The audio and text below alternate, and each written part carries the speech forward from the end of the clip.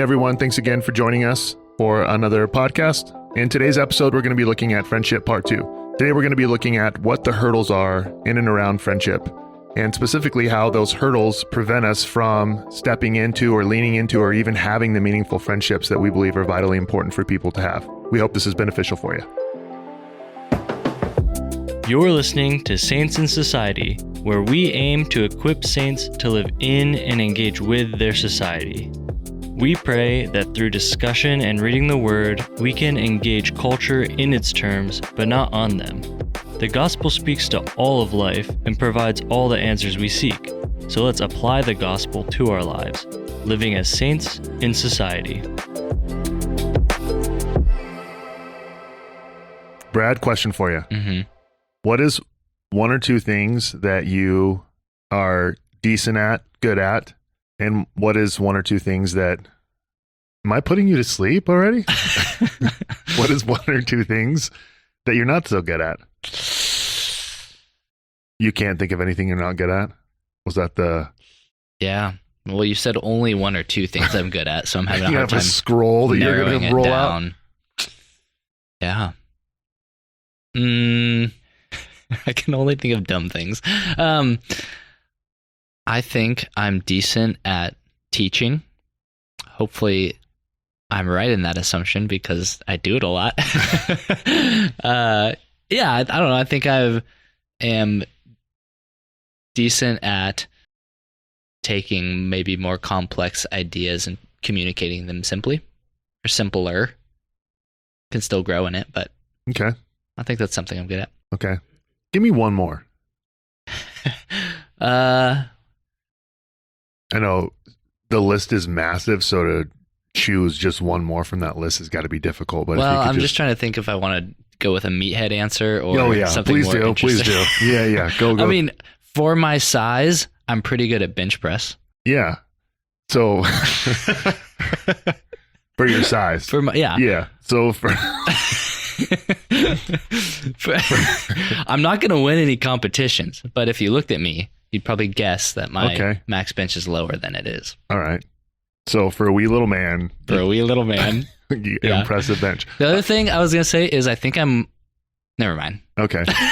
Well, you can't do that. I feel like you... I don't think I'm a very creative person, but I really love building things. Okay. So Riggs has like been getting into Legos, and there's like a creativity in me that is coming out and like playing with Legos with him and building stuff. So I think I'm good at building things from Legos.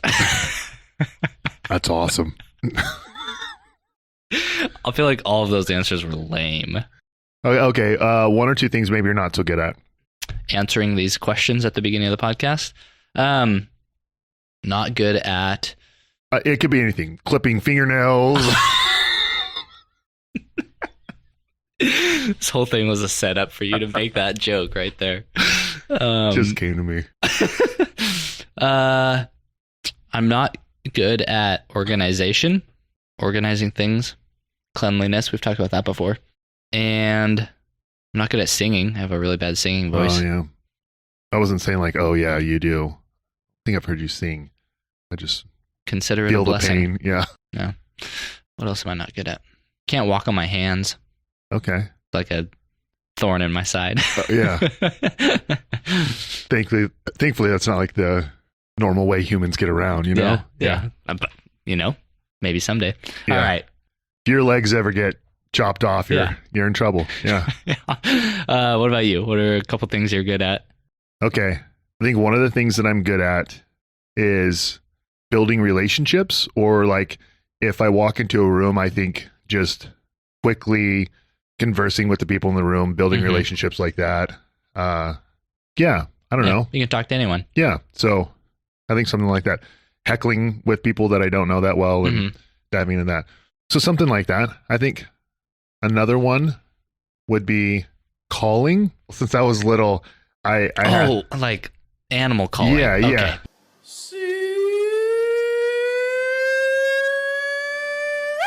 Come on, pig. Yeah. Yeah. What did you think? I didn't know. Oh. I was like, you're calling on the phone? Like you're No. good at calling people? Yeah. So if you put a phone in front of me You're going to be blown away with how good I can call someone. No, continue on. I know what you're talking about now. Animal calls. Yes. Yeah. Yes. Yeah. Since I was little, I loved martial arts, but then I also loved calling it.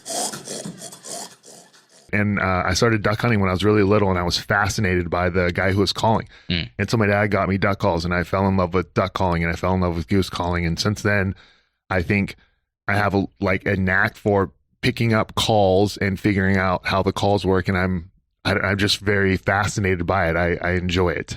And so it's something that I like. Yeah. And if I had to pick another one, I'll give you Meathead one. Okay. I think I'm just good at hustling. So, well, I mean, I thought you were going to say everything. Well, athletic. I'm just all around awesome at every sport. Yeah. So no, I think where I lack in, whatever athletic ability it would just be made up through hustle. Yeah. Yeah. Okay. What aren't you good I don't at? think I don't know that I can even bench press more than you, and I'm like twice the man you are. So. Well, if you can't bench press more than me, how possibly could you be twice the man? That's me. I don't know, Brad. I just wanted to say that. Three Yeah. things I'm not good at. Yep. I also would agree with you in the organizational department. That's definitely not a strength of mine. Also, when administrative tasks pile up, they overwhelm me. And so maybe that's kind of the same thing. And so getting overwhelmed. I don't think I'm good at seeing the best in people or assuming the best motives, something that I've realized. And I don't think I'm good at patience. So You went with deep stuff. well, when you're good at all the other stuff, you just have to make up stuff. You gotta So dig deep. Yeah, that makes sense. I feel like those are kind of spiritual type things on the tail end there. Yeah. Is there any non-spiritual thing you're bad at? Non-spiritual things I'm not good at would be numbers, budgeting. I don't like those things. I'm not good at them. Yeah. Not natural for me. Numbers and stuff. Yeah, numbers. We're probably this is like a 20-minute intro. I bet people are just enthralled by what we were good and not good at. Yeah. Like, my gosh, fellas, friggin' get on with it. Friendship part 2. Friendship part 2. Yep. Real quick before we jump into this, can you go ahead and show everyone or explain to everyone what you're drinking over there? Yeah. So I have. It's just a pretty basic. I don't even know. How to pronounce this. There's something else.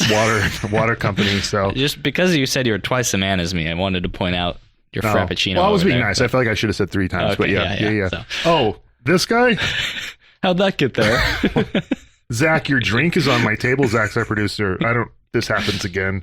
Do you Anyway, spell Zach R-I-C-K? You can. Crazy, You can. Yeah. Okay. Friendship part 2. We did part 1 a couple episodes ago, where we talked about the importance of friendship. We gave a definition for friendship, so definitely go check that out if you haven't yet. And we said part 2 was going to be on some of the cultural and social hurdles for friendship. We kind of established that friendship is a super important part of our life that is often overlooked and not pursued. And that's for a lot of reasons. Today, we're going to try to tackle some of the kind of big cultural pressures or cultural things that are working against us in prioritizing friendship. Okay. So, did you want me to update you? You said? what? Did you want me to still update you? Update me? Well, you said when I'm down to just the whipped cream to let you know so we can split that part. Did you not want me to say that on air? No, you're supposed to give me the signal. Sorry. The nonverbal signal. Yeah, my bad. So, friendship is important, but it's really difficult. Why is that the case? I think there's things in our cultural current that we're swimming upstream against. And so it's important to identify these things and then see how the gospel speaks into those and hopefully counters them so that we can pursue meaningful friendship. Yeah, good. So, part 1, we unpacked a lot there, even how the gospel shapes friendships. Part 2, we're going to look at some of the hurdles. If you had to categorize, what are the primary hurdles, what would those hurdles be? So there's a lot, I think. I tried to boil it down to 4. And I'll say right off the bat, these things are not in and of themselves bad. We'll talk about it. But these are things that exist in our culture that make friendship difficult. So the 4 things are independence, technology, geography, and romantic relationships. And we'll work through them one at a time. So the first thing that I think makes friendship difficult is independence. I think on one hand, independence is a good thing. From the moment we are born, we are on a trajectory of independence. We're born completely and totally dependent upon our parents. specifically our mom, but then we're on a fast track to independence as far as our biology and life goes. But then we take that to, I think, extreme lengths to, and there's this attitude in our culture, especially in the West, of independence from anyone else, to where we don't need people. We don't need people to help us or to push us or to support us. We want to be able to do things on our own. And so a lot of the phrases that we have in our culture, pick yourself up by your bootstraps, is kind of like no one that I know says that in a serious way, but maybe you used to say that. Even songs. Yeah. So many songs and statements are about independence and the pride of being absolutely independent. Is Kelly Clarkson's song? Isn't there one called like Miss Independent? Or maybe that's just how it starts off or something like that. I don't know. Just keep your distance. No. Miss Unafraid. Yeah. I can keep going if you want. Yeah. A huge Kelly Clarkson fan over here. I think it's her. But the phrase like a self-made man, man is someone who got to where they are on their own. They didn't take handouts, but they worked really hard, which again, we're not saying hard work and some degree of independence is a bad thing necessarily. We're just saying that this culture of independence and individualism and not admitting weakness or the need for help from others makes friendship difficult. The American dream, even our country, independence, was founded on this idea that we are independent and this idea of freedom. Freedom is a good thing. Independence is a good thing. But with that comes a separation from others and a lack of admitting a need for help from others as well. That ends up isolating us. Yeah.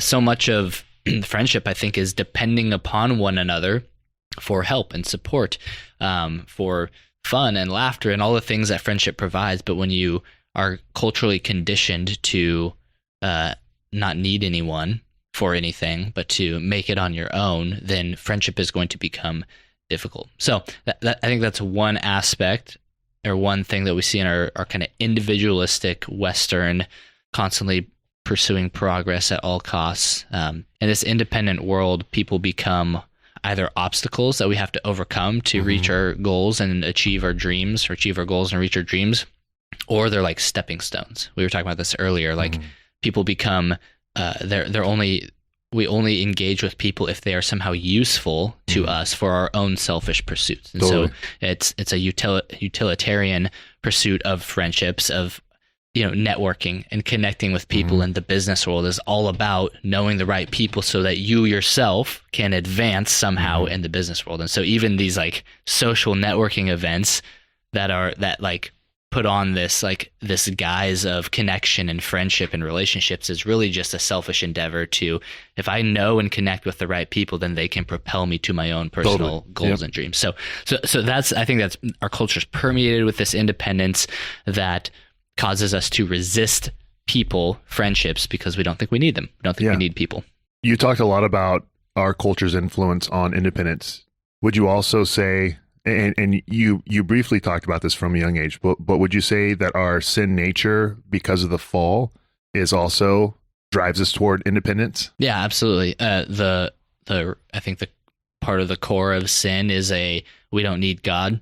We can do this on our own, which then leads to that kind of mentality and in every other area of life is I am enough. I can do this on my own. My decisions. It's like in Judges, there was no king in the land, and they did what was right in their own eyes. Yeah. Why they do what was right in their own eyes? Because they thought that what their own eyes saw and thought is the best way. Yeah. So yeah, I think sin is you defined sin the other day in your sermon as a selfish rebellion against God, and it is this selfish, inward turning, looking inward to make decisions that have my best interest in mind. And when you do that, you reject God, and then you end up rejecting other people as well, unless they can somehow help satisfy or feed your own selfish pursuits and desires. So, okay. Yeah. All right. So we're talking about friendship, how to foster friendships. We laid out in the first one a lot about the gospel. We're looking at hurdles. One of the biggest hurdles that people are going to face is that from our own sin nature and from the youngest of age, we are pushed towards being independent people. So the first hurdle toward friendship is independence and even individualism. Yep. What's another hurdle? The second one is technology. So technology, I feel like gets talked about a lot because it's so part of our world, but technology has had a massive impact on human connection, relationships, and friendships. So social media alone has completely changed the landscape of friendship. We're in an age where you can connect, and I'm doing air quotes for people who are listening, you can connect with more people than you've ever been able to connect with before in human history. But that connection is surface level. It only goes so deep. And so you have friends online, or you have followers online, or you have YouTube subscribers or whatever it is, and that ends up becoming this community of friends. That's what we think, even that's what it's called on Facebook, right? Facebook's kind of a thing of the past, but it started out as Facebook friends, right? Yep. That term got co-opted by Facebook to like these internet online connections you have, even emailing, texting, like the primary forms of communication that we now use are impersonal, right? I'm sending you a message that you read like you were reading a book, and there's little or limited face-to-face interaction. And so technology has, in some ways, done a lot to connect people, but has, in I think more ways, done a lot to disconnect people in any kind of real and meaningful way. Online friendships are like all of the reward without any of the risk, right? You feel approved of, you feel connected, you feel liked, you have a community, a sense of belonging, but there's no risk. If someone offends you or makes you mad, you can just unfollow them or block them and you move on. And there is no, pun intended, I guess, there's no skin in the game in that relationship. There's no face-to-face, there's no human actual interaction and connection. And so if it's a surface level online relationship, it can end as quickly as it started by the click of a button. Yeah. And so there's a lack of depth in our relationships with one another because we're so used to having these, I think, false or surface level connections, relationships with people online. Yeah. So it's the same as pornography. Pornography is low risk. You want some form of satisfaction, fulfillment, but you don't ever want to face rejection. Yeah. And so you get some sort of fill off pornography, yet at the same time, you're still lonely. And so yeah. Yeah. Look at all the types of relationships we're meant to have and how they've been replaced by some online form of that. Yeah. Marriage or romantic relationships have been replaced by pornography. Social circles, there's Facebook groups for moms of toddlers who live in Thurston or whatever. It's like you create all these places where there used to be human connection.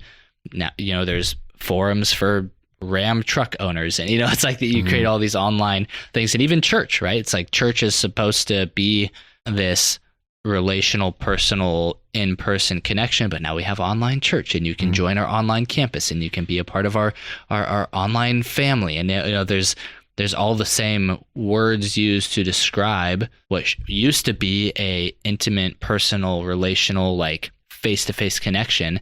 Those same words are now described to talk about these digital online connections, but they're not the same thing. Just imagine that someone's like, "How was the Sunday gathering? Oh, this morning was incredible. I was there in my living room. I could see, I think it was John. It was hard. I couldn't, the camera had a little odd angle. Hopefully they'll fix that, because it was uncomfortable on my couch. It's just totally. So superficial. I also wonder if it's produced a thin-skinned society. Oh, yeah. Because if the only thing that you get is thumbs up or likes, or I'm not on any social media platform, so I don't even know, but I do remember that's what it was. It was like you post something in hopes that people like it. And it's like, we almost don't know what to do then with constructive criticism. Yeah, totally. And so how can you engage in a real friendship when we talked last time? A real friendship is a real friend is going to tell you difficult things. Well, then we start to engage in one, and our friend tells us, an area we can grow or something. It's like, we don't know what to do because we've only got thumbs up and likes from all of our social media accounts. Like, who is this person, Yeah. So. Yeah, most, I think, social media platforms, the reactions you can give are only positive. And if the only way you can give a negative reaction is a comment, which can be blocked, deleted, and unfollowed or unfriended. And so you can control the amount of negative feedback you're getting by just eliminating it, and then only ever get positive feedback through likes and comments and follows and all that kind of stuff, which huffs up our ego and then gives us this expectation that everyone in my life should approve of me.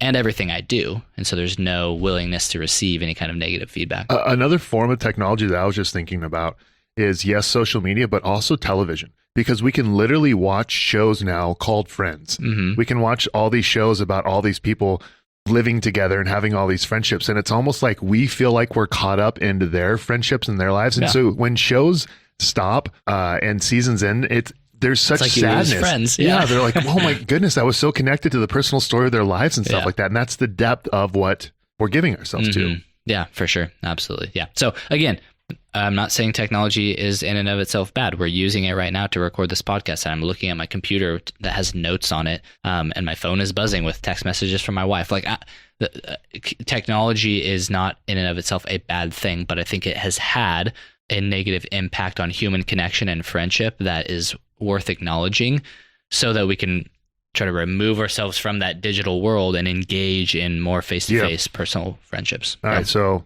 quick unpack. First hurdle, independence. Second hurdle, technology. And just to be clear, what technology you said, that anyone that has technology, that's the sign of the mark of the beast, and they're probably going to hell. That's exactly what I said. I want to make sure that the listeners heard you loud and clear. So you hate all of them. Okay. And then what's the third one? The third one is an interesting one that I've thought about a little bit and be curious. I'm excited to have a conversation about, but that's geography.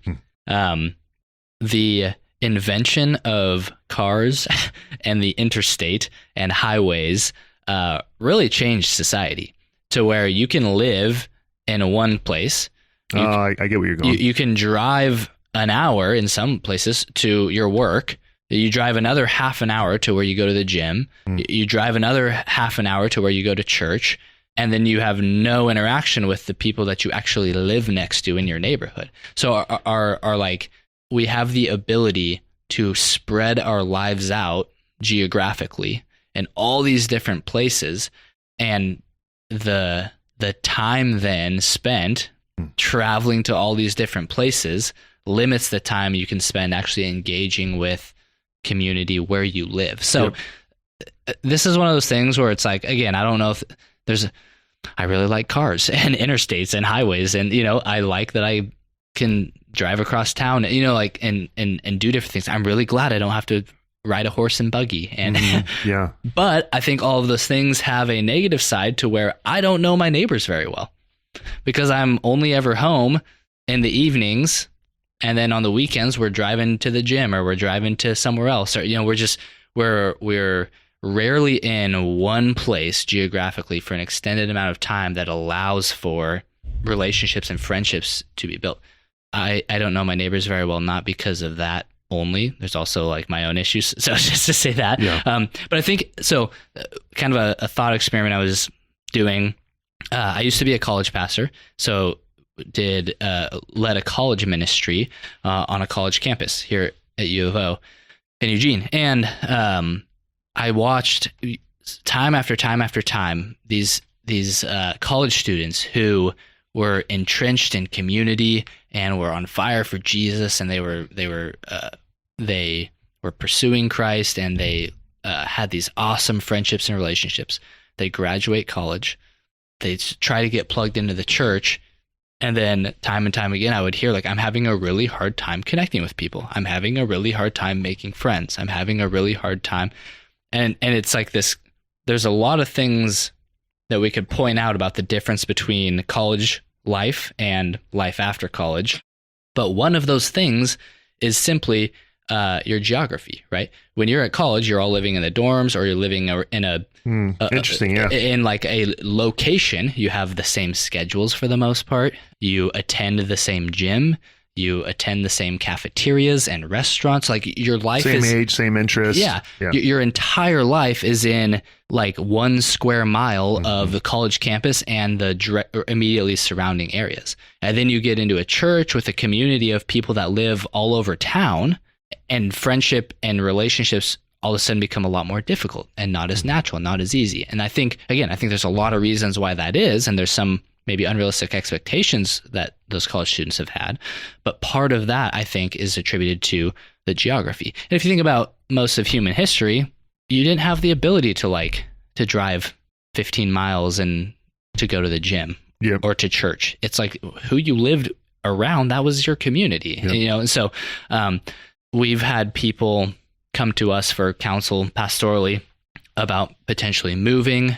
I've read interactions that other pastors have had with people who will like write in and ask a question like, hey, considering moving to a neighborhood in our city because it's lower cost of living and a cheaper house, and that would be beneficial for my family. Is that a good enough reason to move? And the response from the pastor was like, maybe, but there's other things that should be taken into consideration.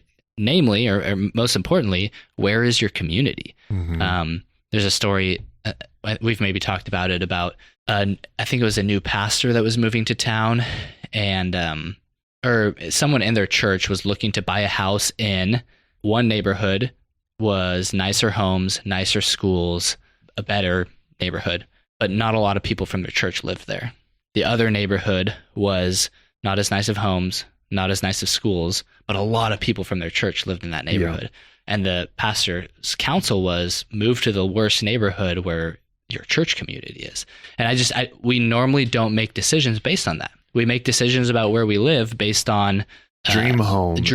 Yeah. And I'll admit, I would love to have 5 acres out in the country that's like close enough to town that I can still go to Costco, but far enough away from town that I have like my own little chunk of paradise. And it's like, that's not going to do me any favors for community and friendships and connection with people, and especially a church family and connection if I'm geographically removed and it's a chore for anyone to come out over to my house. It like limits hospitality and those kinds of things. So not calling anyone out who lives out of town. I'm just saying that we have to acknowledge that our geography plays a part in the difficulty of friendships. My family lives in Thurston, which is like East Springfield. So we're 9 miles away from the church office. So it's like a 15-minute drive. There are a few families that live out in that area, but for the most part, our church family lives further west, either in central Springfield or in Eugene. Mm-hmm. And we have 2 little kids, and going anywhere to like hang out with people is kind of a chore. And that doesn't mean we shouldn't do it, and we try to do it, but just simply the distance that is required to travel to engage in friendship with people is a hurdle. And so I'm not saying we should all start a commune and live together, but I just think we need to think through. That's what I'm hearing. Basically, the answer is become Amish. Get rid of technology, get buggies. You're stealing my punchline. Okay, sorry. Yeah. Again, not necessarily good or bad, just a factor that makes friendship difficult. Okay. My only pushback to the geography one is I'm sure people that live in big cities like Manhattan and stuff like that, who live right next door or in these, buildings where they're all, crammed in. Yeah. That's how I picture it. Mm-hmm. Maybe it's really difficult for them to still have friendships, though they're living in such close quarters with such close proximity. Mm-hmm. But I'm sure that's probably because of number 1 and number 2 as far as hurdles goes, and possibly number 4, since we haven't talked about it. Yeah. So I read something where someone said houses are homes, not assets. And oftentimes we think about our houses as assets, financial assets, or, which I'm not saying don't invest in real estate. I'm just saying that how are we thinking about our home? Are we most concerned about convenience for us or personal preference, or are we thinking about how am I positioning myself around people so that I can engage in community and friendships? And so, yeah. Good. All right. What's the 4th one? The 4th one is romantic relationships. So again, romantic relationships are not bad, but I think romantic relationships reign supreme in our culture or are prioritized above friendships. We are taught, either explicitly or implicitly, how to pursue and engage in romantic relationships more than we are friendships. Mm-hmm. And so we prioritize pursuing romantic relationships over friendships. And the problem with that is that romantic relationships and friendships are very different things. Sometimes we might think a romantic relationship is just friendship, but a little bit more intense. Mm-hmm. And a friendship is kind of like a romantic relationship, just less intense. But that's not how we should think about friendship and romance.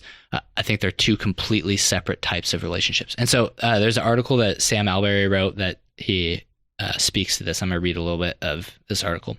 It says, but this is to misunderstand both friendship and marriage, this idea that it's just a more intense or less intense version of the other. So They aren't merely less intense and more intense expressions of the same underlying reality, such that you can keep adding units of intimacy to friendship until it eventually becomes marriage. The architecture of both marriage and friendship are necessarily different.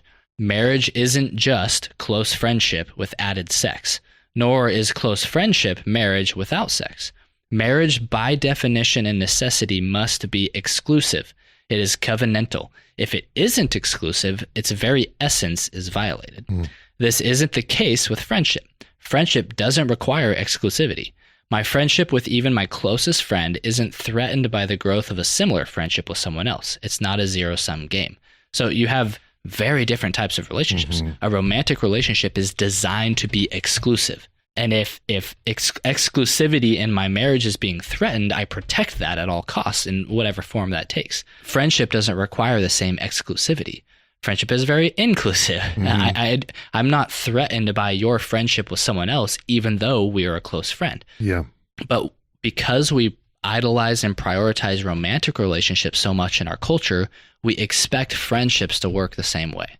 And so then we start putting burdens on our friends to be this exclusive covenantal partner that is providing so much for us when that it was never designed to be that way in the first place. So the idolatry of romance and marriage and a spouse and a soulmate and a best friend in marriage actually damages our pursuit of friendship because we expect friendship to work in a similar or the same way. We're entering into a friendship with someone in the same way we're thinking about our relationship with our spouse or someone we're in love with. Yeah, absolutely. And it's placing way too much. You'll crush your friends if you're expecting them to be your spouse because it's not meant to be that way. That's not the type of relationship friendship is designed to be. So it's almost like when we're young, because we live in like a very sexualized culture, all we can think about is pursuing a spouse or a sexual partner or a boyfriend or girlfriend, whatever it is. And that's like the types of relationships we're conditioned to pursue.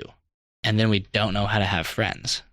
We knew how to have friends when we were kids, and then everyone went through puberty, and it was like, well, I don't just want to be friends. And then it like we don't know how to go back to that and pursue friendship because all we've ever known is romantic relationships. So does that kind of make sense? Yeah. Okay. It does make sense. I'm thinking through something, so I'm totally going to put you on the spot here. Okay. But I'm trying to think through this lens. Let's say you're man and woman ages 18 to 30. Okay. Let's say you're men and women ages 30 to 40, 30 to 45. Okay. And then, 40 to 50, 50 to 60, 60 to... Which of these hurdles do you think is going to most impact some of these different age ranges? Because because I don't know that I think there's going to be different ones that are definitely impacting people at different ages. I don't feel like, 50 and above are so deeply impacted by technology. Right. Maybe to some extent, but which one of these? Because it's almost like I feel like the biggest hurdle for like the 18 to 35 is going to be viewing friendships in the same lens that we view romantic friendships and technology. Yeah. Yeah. But I don't know, maybe all of them. What are your thoughts? Yeah. Independence probably affects everyone, no matter the age. Yep. I feel like it's people 50 years and older that are even keeping Facebook alive. So yeah. But I do agree. Like there's probably a lot less dependence on technology for human connection in older generations. But as our world continues, that's going to change, and technology is going to affect everyone. And we're kind of on the verge of that being the case. Geography. Probably a little bit of everyone, depending on where you live. That might be more like rural. Yeah, and that's what I was just thinking about, like growing up in a small town, everyone knows everyone. Like I went to school with the same people from kindergarten, preschool through senior year of high school. We ate at the same 2 restaurants that my town had, like we went to the same church, like, and you're just really involved in each other's lives, and that comes with cons because everyone knows everyone's business. But it's like probably a location thing. I remember a point I was going to make. We were talking about schools earlier and how it used to be that you went to the school in your neighborhood or in your district, Yeah. And now you can pick whatever school you want. Oh yeah, totally. And so even like our public education system for like just creating a hurdle. Elementary, middle school, and high school, it's like, oh well, I want to take my kid across town to the best school, and then I'm not going to be involved in the lives of the people that go to the school that's right down the street. Unless everyone in that area is also taking going to their kids to that same school. Anyway, so yeah, I think there's probably a little bit of all of them for every generation, and some are weighted a little bit more. Probably the younger you are, the romantic relationships. And I think the romantic relationship, like conflating that with friendship, is probably pretty common among single people. As you're pursuing a spouse, you're also trying to navigate this world of singleness and friendship, and those things probably get conflated quite a bit. Okay, here's another question. I'll put you on the spot. I've heard this a lot, and I've talked to you about this. I've heard quite a few people. I'll just say it that way. I've heard quite a few people say, hey, as a man, I struggle to have and build friendships with other men. Hey, as a woman, it's hard for me to build friendships with other women. Therefore, it's way easier for me. I'm speaking on behalf of what a woman would say. It's much easier for me it's much easier for me as a woman to just go build relationships with men. I don't know why. It's just a lot easier for me. Women are weird. I connect easier to men. We just have more in common. And then you hear, sometimes men make those, I don't know why. It's just kind of hard for me to connect with guys. It's just a lot easier for me to connect with women. What do you think the hurdle is there? Oh, there's probably so much about, probably their relationship with their mom or dad plays into that. If they were popular or not among, their friendships, what those looked like growing up. But I think it might, like this conversation we're having might play into it as well. It was kind of leading because I'm kind of thinking it's romantic. Yeah, it's. I'm trying to put it into words, but it's easier for a guy to have a friendship with a girl because the type of relationship, because he thinks friendship is a romantic relationship. Mm-hmm. So the confusion there, it's like, man, I'm having a really hard time connecting with guys because the type of connection you're trained to look for is a romantic connection rather than a friendship. And so, well, that's easier to pursue with a female. And so I call this thing friendship, but then someone ends up starting. And every now and then we make out. Right. Or something like that. Yeah. Every now and then. Yeah. We've held hands. We go on sunset hikes, but but we're just friends. We're close. Friends. But yeah, there ends up jealousy. It's like, wait, I thought I was your only friend that was a guy that is non-romantic, but now you're also hanging out with this other guy. And because to your point, now it becomes this exclusive thing. Exactly. Yeah. So I think that's probably part of it. Is the only type of relationship I know how to have outside of my family is a romantic one. I want friends. I've tried to connect with guys, but I can't do it because I'm trying to have a romantic relationship there. So I'm going to go do it where it's easy, which is with a female, because the romantic relationship actually kind of works there for a little bit until it doesn't anymore. And then hearts are broken, tears are shed. Yeah. Lives are ruined. Just kidding. Okay. There's probably more hurdles. I know there are, but I think those are 4 big ones. Those are good. That make friendship difficult. But just because something is difficult doesn't mean we shouldn't pursue it. And I'm not saying we need to start a Amish community with communal garden sharing, so we're dependent upon one another and no technology, and we all live in a commune and we do arranged marriages so we don't have to worry about dating. I'm not saying that. I'm just saying let's be aware of these things and then work against them and see how does the gospel speak to each of these. So I think for the first one, the gospel reminds us of our need and dependence. If you believe what Scripture teaches, that I cannot do anything good, I am sinful and in desperate need of God to save me, sustain me, sanctify me, and ultimately glorify me. That produces or should produce in us a humility and actually a dependence first on God, but then a dependence that extends to other people as well. We're not saved to live in isolation and say, oh yeah, well, God gives me everything I need. I don't need anyone else. That's not true. Because sometimes God gives us what we need through other people, like his body, right? Or his body, his bride. So the gospel reminds us of our sinfulness. It reminds us of our need for a savior. It reminds us of our need for being sustained. And then that need is from God, but we also need from others. We need people to bear our burdens. We need people to forgive us. We need people to love us. We need people to help us. And it's not a bad thing to be weak or to show signs of weakness and ask for help, right? Yeah, that's good. Yeah. My mind is going crazy thinking of other hurdles. Oh. Tell me what you think about this one. Okay. Just as an experiment here. Vocation, your job. In the same way many people can choose a house or, I forgot exactly what you said, but you can view it as a house or view it as an asset and you think about other things besides community. Mm-hmm. The same way you could pick a job that is basically, and I don't want to heap shame or guilt or anything like that on anyone that has a job like this, like, oh, yeah. But they might even admit that my job is very lonely because I picked a job where I don't get to work with other people, Mm-hmm. but I make a ton of money doing whatever it is I do. But maybe, because of that, and because again, the way things used to work was trades. Trades make you work with other people. Now there's jobs that you can do, and you can, you can spend all of your time on the stock market. You never have, and then you go to the gym and you put your headphones on, and you never engage. And so, like, it's almost like this workplace. Yeah. People don't pick jobs based upon how they can build friendships and invest in community and be known by people and know others. Mm-hmm. It's almost like, what job is going to give me the biggest paycheck? Not thinking about community and friendship. Yeah, absolutely. I think you saying that, we almost compartmentalize our life. Yeah. I go to the gym, but that's not where friends are. I put my headphones on and I do my own thing. Go to my job, that's also not where friends are. So I put my head down, I do my work with my coworkers, and then I come home. When I'm at home with my family, that's not where my friends are. That's my wife and my kids.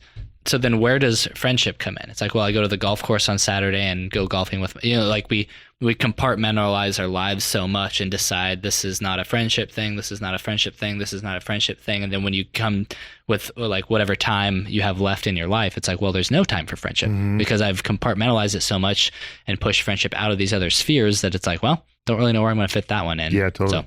So, let's keep cruising here. We'll do this kind of speed round about how the gospel speaks to these. We're trained to be independent, but the gospel reminds us of our need for God and for others. And so we are then dependent upon others for help. It's not a bad thing. The gospel demands that our relationships go below the surface. Yep. The depth of intimacy and knowledge that Christ has of us and what that produces in us then is a desire to know people deeply and to be known deeply. Technology will never provide that. The gospel makes us vulnerable, but it also calls us to also be vulnerable. So yeah, absolutely. Yeah. I think the gospel also encourages proximity at the expense of preference. And so I think there's times in our life where we have to say no to preference or convenience in order to be near and close to people. When Jesus called people to follow him, there was a closeness to that I think his community is then supposed to experience as well. So, and then lastly, the gospel is a reflection of marriage. Marriage is a good thing. So our talk about romantic relationships and marriage, I'm not saying throw marriage out, because marriage is a beautiful picture of this unconditional love between Christ and the church. Friendship is also a picture of the gospel. It's also a picture of what Christ has done for us. Jesus is the friend of sinners. We're friends with him. We were once enemies and are now friends in this mutual loving relationship that does look like marriage in some aspects, but also looks like friendship. And so we don't over prioritize or lean too heavily on romantic relationships. We also view friendship in light of the gospel and pursue that with one another. So, yep. I think that's good. Okay. Yeah. So yeah, I think hopefully this is helpful. A few hurdles, there's many more that make friendship difficult. I think what our hope in this is, our prayer, is that we're communicating that friendship is important. And it's something that is lacking in our world, in our communities, but it's important. And so how are we going to pursue this, acknowledging the things that are working against us? The last episode, what we're going to do next on friendship, part 3 was the practical side of things, right? So yeah, we're going to get super practical. So here's what friendship is, and it's ideal. Here's what's preventing us from achieving that ideal. Yeah. Part 3 is going to be, now what do we do? How do we actually pursue friendship in a really practical level, acknowledging these hurdles, acknowledging the difficulties, but pressing forward and to pursue this. So, that's good. Yeah. Thanks everyone for tuning in to another episode on Saints and Society, where we discussed friendship part 2 and looked at some of the hurdles that our culture has in and around friendship. Again, we're going to do a question and answer at the end of this season. So if you have any questions, send those in because we would love to tackle them.